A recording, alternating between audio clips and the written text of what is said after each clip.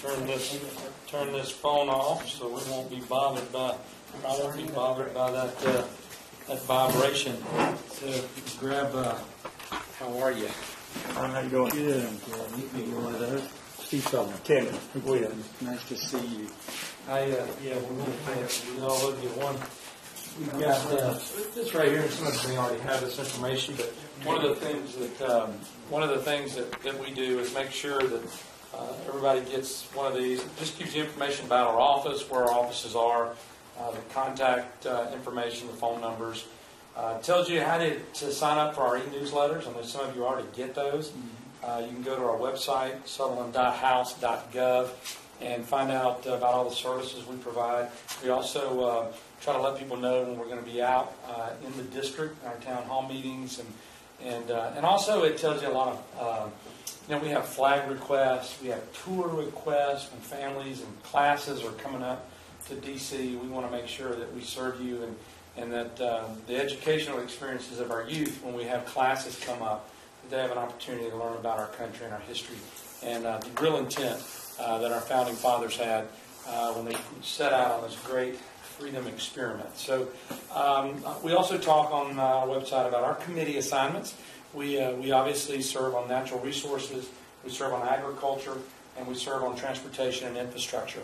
When we went to Washington, D.C., we did so with the desire not necessarily to pursue committee assignments that we were as familiar with. What we wanted to do is pursue committee assignments that really were a reflection of our district. So therefore, when you have the state of Florida is the second leading state in specialty crops, and we produce over 250 different specialty crops, we need to be on committees that have to do with agriculture, Florida Ag in particular. So we've really enjoyed being a part of that. And one of our subcommittees on agriculture is the forestry. So we're working hand in hand, really trying to get make sure that our forestry, that all of our national forests and national parks are doing what they need to be doing when they're set up and designed. Another committee that we're on that really affects this area is natural resources. And on natural resources, our subcommittee is waterways, oceans, and the fisheries, which certainly this area is concerned about. We talk about water issues. We know that the Apalachicola water system is critically important. On the east side of our district, we've got the Swanee River, and a lot of water issues facing our district. And then, of course, we have 9 coastal counties in our district. So 9 of our 16 counties are on the coast. And as a result, the coastal issues, the fisheries issues, are critically important are critically important to our constituents. So we really, that's probably the most active committee that I'm on. We also oversee the OCS, which is the Outer Continental Shelf, and we, as far as leases for drilling for oil and natural gas, as well as we get into issues such as AMWR and potential drilling in AMWR and shale oil. A lot of the oil drilling that's going on domestically is, unfortunately, is occurring only, or the majority of that is occurring on private lands, because so much of our public lands, the administration has clearly shut that down. The president is quick to claim responsibility for our oil production, but truth be told, the oil production that we are realizing right now is occurring from leases that were issued 8 years ago. Well, 8 years ago, we had President Bush was in the White House. So therefore, when a permit is issued, that permit doesn't produce any results in energy for 8 years. So to be able to claim success that, hey, our oil production is up at a high level right now, and to be able to not really shed all the truth on that statement is concerning. But we are, that's the second committee that we're on. And then thirdly, we're on transportation and infrastructure. That also is very important to Florida's 2nd Congressional District. You know, we've got I-10, We've got our highway, our airports, and my subcommittee assignment on transportation is aviation. We have the airport in Tallahassee. We've got the airport. Many people know the new airport over in Panama City, which ironically was the newest airport that has been built in the country since the new Denver airport went in about 12 years ago. So we're seeing incredible successes there. Just 2 weeks ago, they started a new daily flight from Tallahassee to Washington, D.C., to Reagan. And so, hey guys, and so we are seeing some our little neck of the woods is being discovered.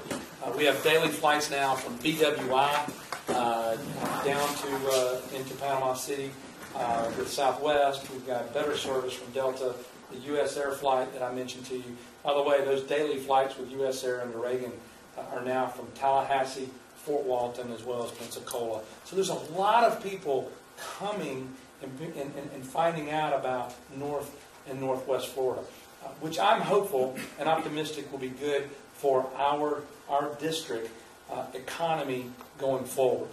But today, I want to make sure that we discuss Liberty County issues. Now, we had a couple of your elected officials and Commissioner Stoudemire with us for lunch, and we were able to get into some issues that we're already planning for us to talk about at this town hall meeting. I will say that regarding forestry, when I come over here, the issue that really goes to issue number one is the Apalachicola National Forest. So many of the rural counties that border national forests in the country, not just in North Florida, but in the country, the production of harvesting out of the national forest, without question, you just look at the facts. And the facts are that in the last 10 years, that production has really dropped. Okay? And it's for a lot of reasons. And I want to be very, very clear. I think many, the environmentalists have done a very, very good job.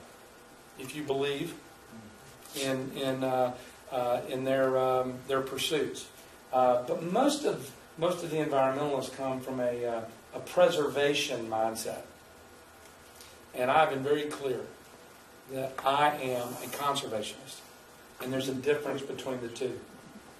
There's a difference. And when our national forests were set up, they were set up for conservation. We set up national parks with more preservation in mind. I love going out. I've spent all my life, I've spent every year of my life, my family vacations in the Smoky Mountain National Park. I mean, I literally I need no maps when I go there. I know all the roads like the back of my hand. I've walked the Appalachian Trail. I've ascended Mount LeConte numerous times.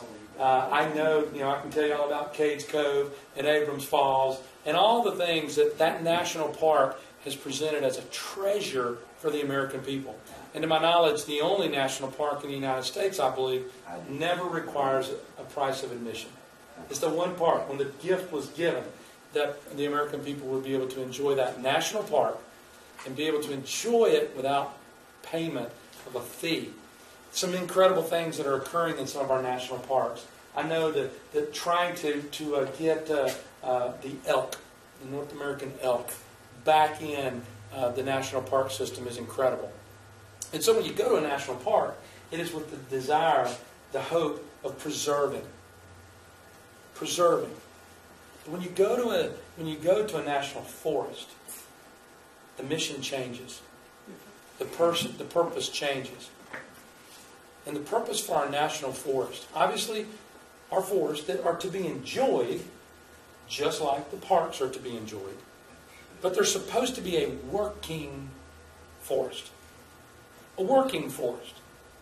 Which means that the communities that surround them, like Bristol, who obviously when you have 52% of your land in your county is owned by the federal government, and then you've got another 12% or so, or 10% that's owned by the state, you know and I know that affects your tax base.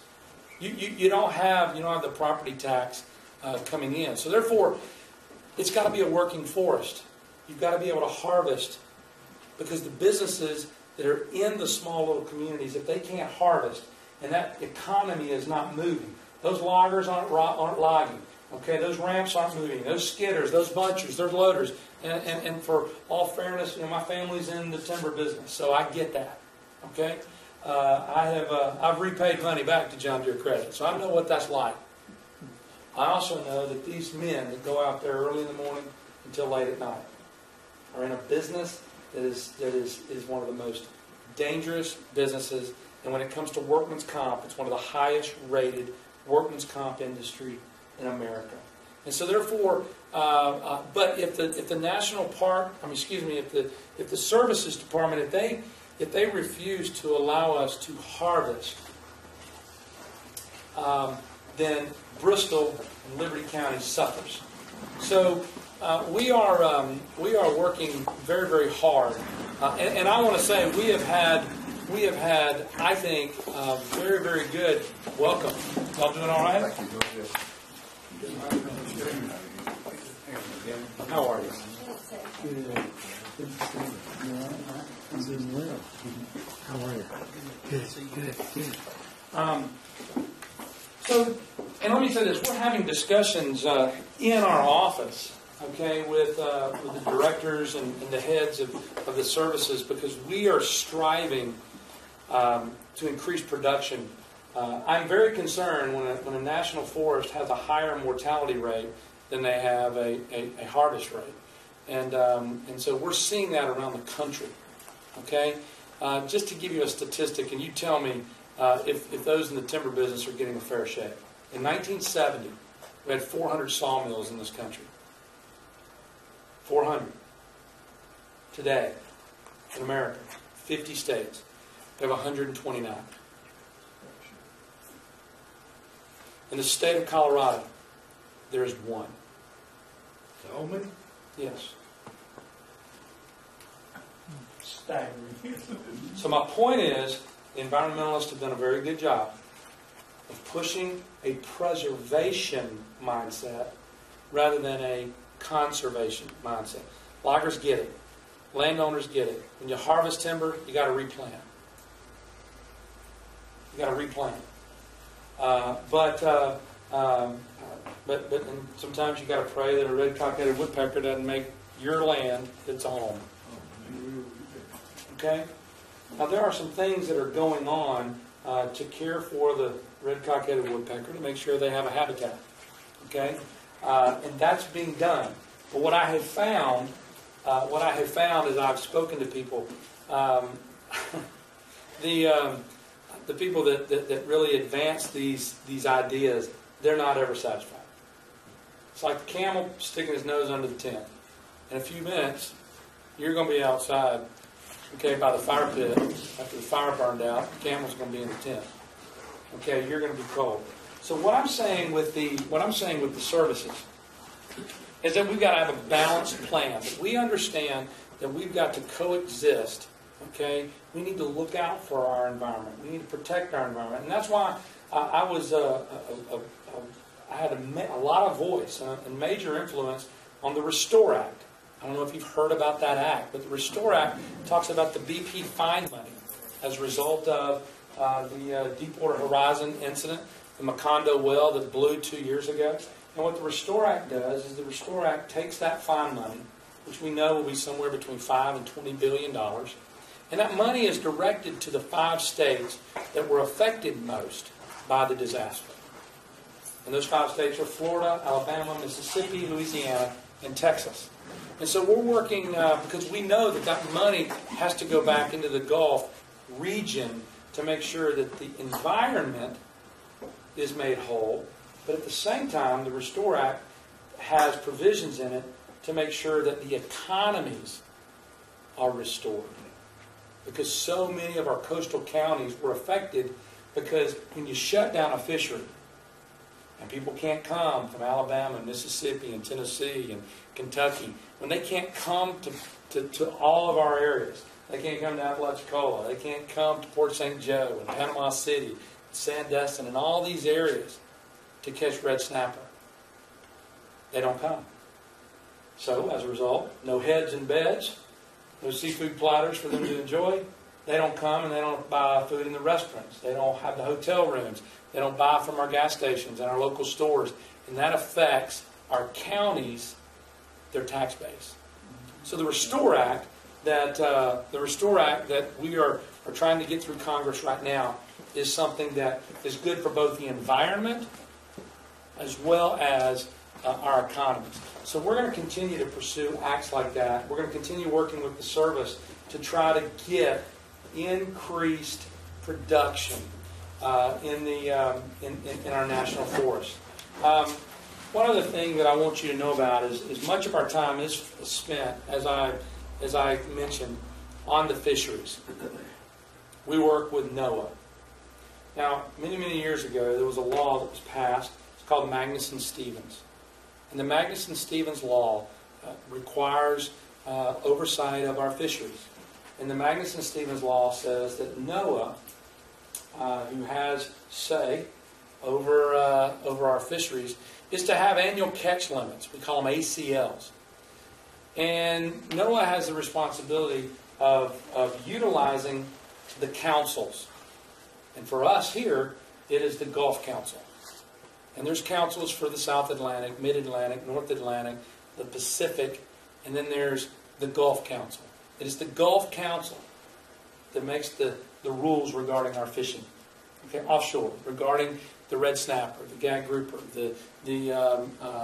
what we're doing with our fish limits.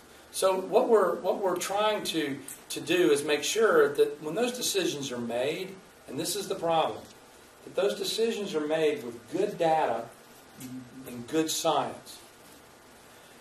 And thus the problem. We have data on 50 of the 500 mandated species. So what do you think a bureaucrat does when they don't have data on the 450? They guess. What happens when we guess? We crush economies. We crush family businesses. Because the law says we get. Don't you love this? I'm having to do what we're doing because the law is mandating me to do it. So much of Washington, D.C. is ready, shoot, aim mentality. Okay? My daddy would whip me if I did that. We can't operate like that. Because the American people are the ones that get hurt. And so one of the things that I'm saying to NOAA, me and Mrs. Lachinko, the director of NOAA, we have gone at it. She is a preservationist. And I am a conservationist. And she and her folks believe that it will take us till 2032 to rebuild the red snapper fishery. Now, I fish. I'm a recreational fisherman. I'm telling you, last year, offshore, I mean, you go 40 miles off, you catching snapper with empty hooks. Matter of fact, if you run out of gas, that's okay. You can just walk on snapper all the way back to the hill. And for you to say that there's a snapper problem, you don't fish. And I'm tired of bureaucrats 1,000 miles away making rules about our fishery. I'm tired of preservationists, okay, who don't appreciate our legacy, who don't appreciate our heritage that we have in our coastal communities. And so therefore, there's something I think that is very detrimental to freedom. And it's called catch shares. Catch shares. Now, our commercial industry already utilizes catch shares. And if that's what the commercial industry wants, that's fine. But I got to tell you something. For me to make pass a law to expand catch shares into the recreational sector and into the boats for hire sector, for charter boats, it's never going to happen on my watch. Ever. Ever. If you think that I'm going to put in place where we allow companies and people to buy and own a natural resource that God intends for us to enjoy is our right. And to say that, you know what, because we now have put in place basically a cap and trade system. Cap and trade just applied to the fisheries. What we then do is we pave the way for preservationists to buy the fish and not fish. And the other side of that, we paved the way for people like the Pew Foundation, and very aggravatingly to me, the Walmarts, to be able to buy what's left, to where if you want to go fishing tomorrow morning after a long week's work and you want to go and spend some precious time offshore with your children, you've got to go down to that store and you have to buy the 2 fish you're going to catch. We've now injected a profit margin. We've injected profit into a natural resource that our founding fathers would roll over into their graves if they knew what we were doing. I believe in proper management. I believe in conservation. But not at the expense of the personal rights, the freedoms, and the liberties of the American people. I've had all of it that I can stomach. It is time for us to have people that believe in the Constitution in places of power. And so I'll continue to fight and demand. And this is a bipartisan issue. All the fishermen were up from around the country, up in D.C. about 3 weeks ago.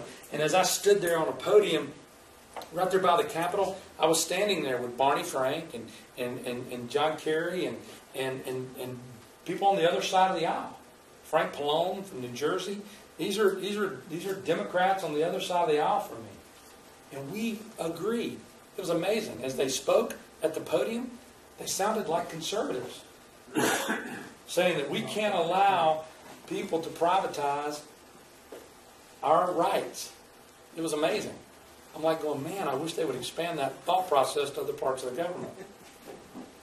But they understand, along New Jersey and Massachusetts, all the way down the eastern seaboard.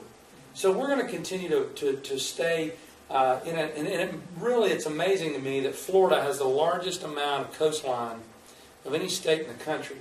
And we have not had anyone from our congressional delegation insist that they serve on natural resources and further insist that they be on fisheries.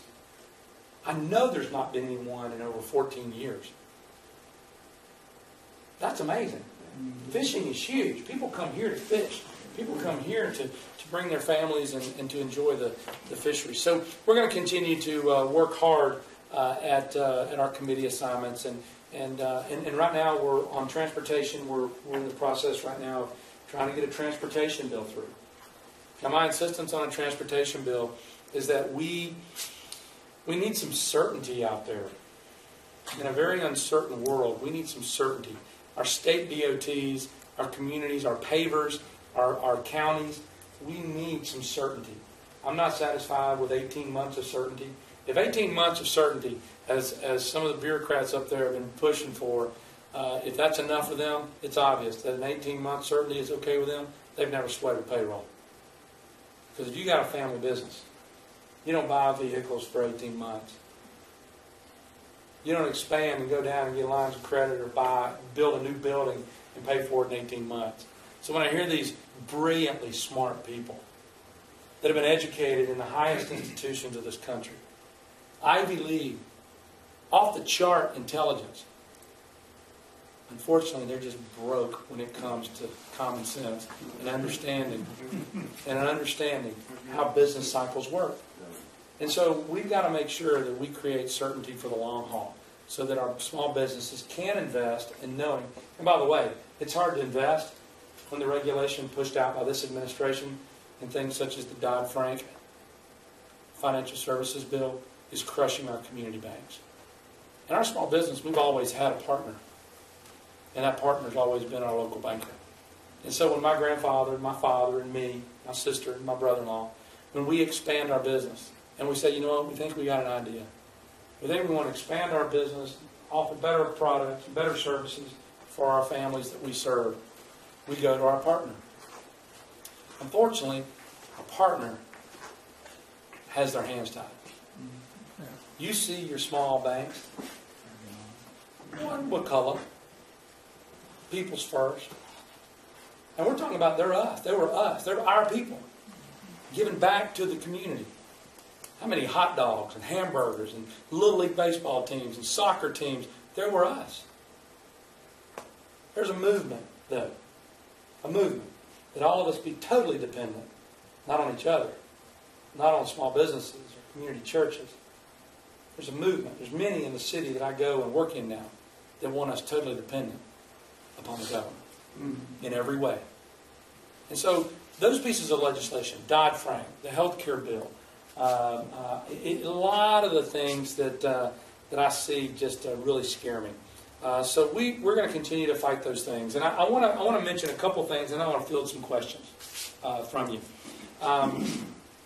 Everything we're doing in Washington, D.C., we have to do around this 1,000-pound gorilla that's in the middle of the room that is affecting everything we do in every department that we look at. And that's it. Somebody has got to pay attention to that.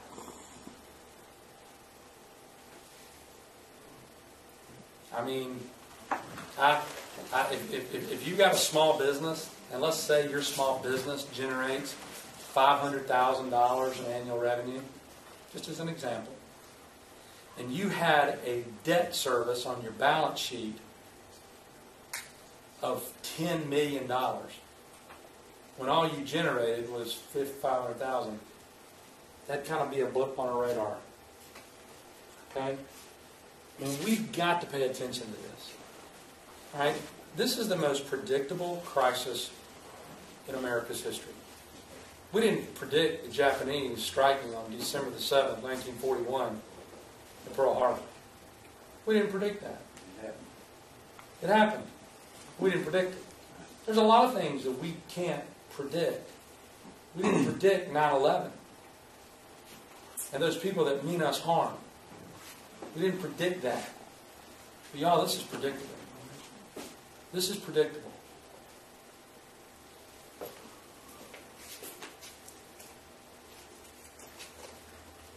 Admiral Mike Mullen, President Obama's chairman of the Joint Chiefs of Staff, on July the 6th, 2010, made this statement. I think the biggest threat we have to our national security is our debt. Our debt. He didn't say a big threat, possible threat, a concern. No, he said the biggest threat to our national security. He didn't say Al-Qaeda, Taliban, Iraq, Russia, Soviet Union. He didn't say the nut job in Iran, Ahmadinejad, who's pursuing nuclear proliferation with the constant threat of destroying and wiping off planet Earth, one of our longest and most faithful allies in Israel. Or even the guy who the president of Korea, whose son now is launching long-range missiles that can deliver warheads to American soil. He didn't mention that either. He said, our debt. Now, he was President Obama's chairman. Our debt. And over the last 3 years, go back to the 16. Over the last 3 years, $5.3 trillion of that has come from this administration. So Admiral Mullen was correct in representing the administration. It is our debt. It is our debt. And I want to be very fair. I want to be very, very fair that I was concerned with the direction the previous administration was going. Because in the Bush administration, government grew at an enormous pace. But that paled in comparison to the rate in which this administration is putting its foot on the accelerator. Okay? About 4 weeks ago, the president put on my desk the fourth consecutive $1 trillion deficit request. Now, last year, Congress raised the debt ceiling by $2.4 trillion. Remember that? That was a fun experience. Those debates. By the way, you know, I voted for cut, cap, and balance. I don't know if you remember hearing that term. There were a lot of plans in D.C. that floated around last summer. Cut, cap, and balance was a plan that actually originated from the conservatives inside of the Republican conference in the House of Representatives. We said we want to cut our budget in half. We want to cut our deficit in half. We want to cut our deficit in half. We said we wanted to institute caps. For 70 years, we have had 18 to 19% has been our spending when compared to GDP. Under this administration, that has grown to 25%. It's not sustainable. We've never been to that level in the last 70 years. And that's through recessions, depressions, that's through all kind of wars, oil embargoes, the whole 9 yards. So we said we needed to cap spending. And then the thing that states have to do, counties have to do, cities have to do, families have to do, we wanted a balanced budget. A balanced budget. So I voted for that. I voted for a balanced budget now twice. Twice. Unfortunately, when it passed the House, Harry Reid and his leadership tabled our bill and it was never voted upon. Just like for the last 4 years, Harry Reid has not put forth a budget in the Senate in 2010, 2011, 2012, and he announced a month ago that he had no intention of putting forth a budget in 2013. By the way, with complete support of our own Senator Bill Nelson. That's irresponsible. It's not Democrat, Republican, it's math. That you can't get out of this without a budget. Without a budget. Get your head in the game, people, is what I say to those I serve with. We've got to get our head in the game, and we've got to move forward and address the realities of that right there. So these things are very, very concerning. That, by the way, when the president puts forth a budget, it's a forecast. It's a forecast of where he wants to lead us. It's a 10-year request. And so the president has said that he wants us to spend almost $50 trillion in the next 10 years. The president has said that he wants that debt by 2022 to not be this, but to be this. And by the time we do that, we will have paid nearly $6 trillion in interest alone. Almost $2 trillion in new taxes. New taxes.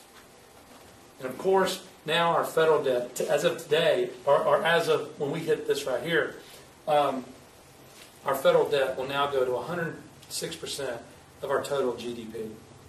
So we're this is insane what we're doing here.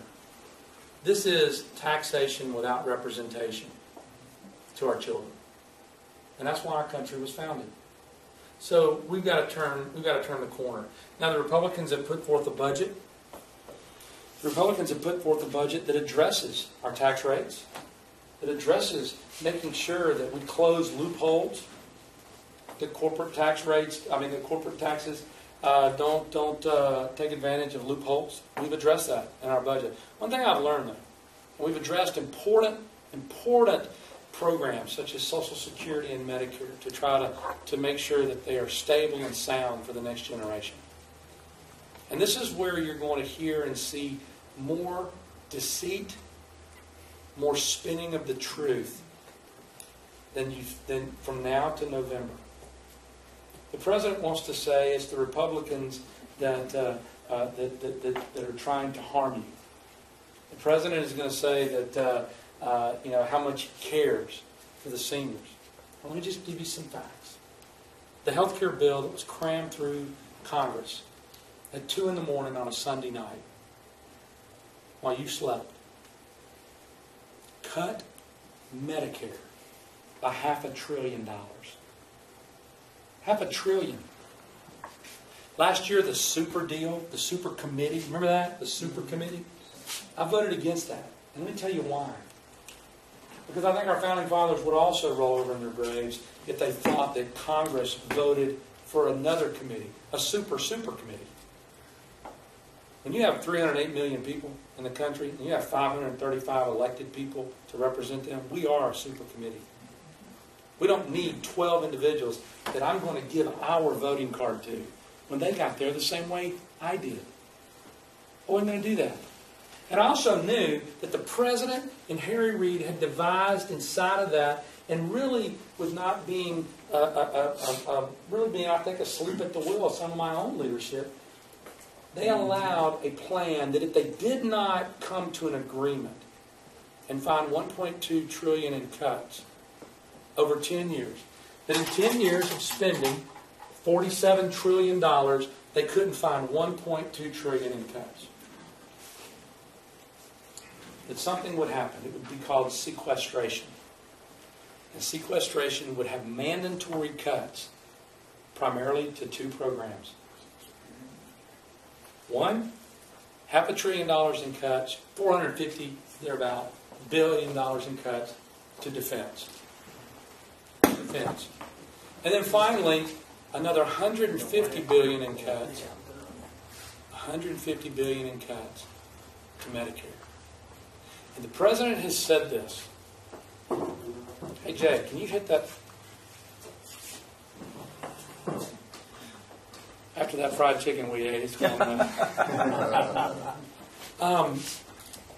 The President has said that Congress, if you try to go around sequestration, I promise you, I will veto your effort. So, I will veto your effort to try to avoid $450 billion in cuts to defense. And I will again veto your effort to try to prevent another $150 billion in cuts to Medicare. So, with that being said, $500 billion in cuts to Medicare in the health care bill. $150 billion cuts in the deal that the President has promised, if you try to avoid, I will veto. You know, if it walks like a duck and it quacks like a duck, it's probably a duck.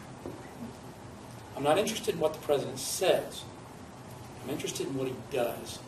And this President says one thing and he does another. But you know what? That trickles down from the President all the way down to the local parties. Because, you know, Max is here today. Max is employed by the Florida Democratic Party. He always turns white when I go to him. But I introduced Max. Max is a tracker. Max is a shadow of me to record everything I say. And Max and his people at the Florida Democratic Party are just like the President there. They say one thing and they do another. So this fall, when we get into our debates, I'm over here, so turn it, make sure. Very good. So next year, later this year, when they start to put commercials on TV, they find 2 or 3 words that I say, and they will cut and they'll splice, and then they'll run a commercial and say that I said something just opposite of what I meant. They're pretty good at that because that's what our Commander-in-Chief does on a day-to-day basis. But you know what? Y'all know that's not Steve Southerland. My family's been here for over 200 years. We saw the Maxes come and we'll see the Maxes go. But our family, we live here. Now, I have nothing ill about Max. He's just misguided. He's misguided. And I feel bad for the direction because Max is all for this. But see, I care more about Max's future than Max cares about his future.